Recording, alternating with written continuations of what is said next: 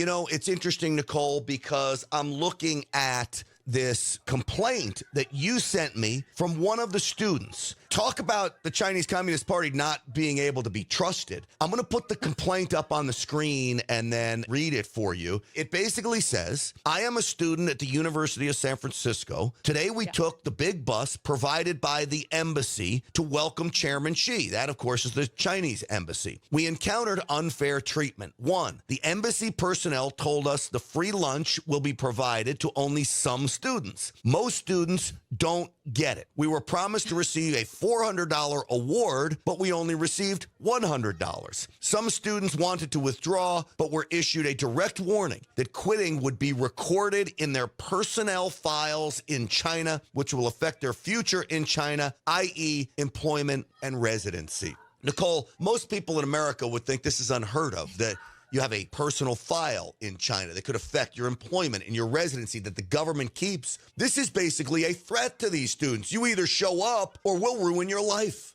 This is exactly what's happening to the Chinese students or Chinese people living in America. The CCP's infiltration and tentacles have really grasped these people's life and try to control their future. So the intercepted message that you were just reading out to your viewers and listeners were direct translation, word for word translation that I provided. And this text message is actually widely circulated in the social media platform by some Chinese people. They found this is like hilarious. So as you said, these students were being approached by the CCP's authority through the LA consulate. The CCP has a consulate in Los Angeles and in San Francisco. And so these people are giving instructions for the Chinese students, ask them to sign up and also offer them some cash payment. But at the end of the day, CCP is dishonest. I mean, just like how they treated the American companies, and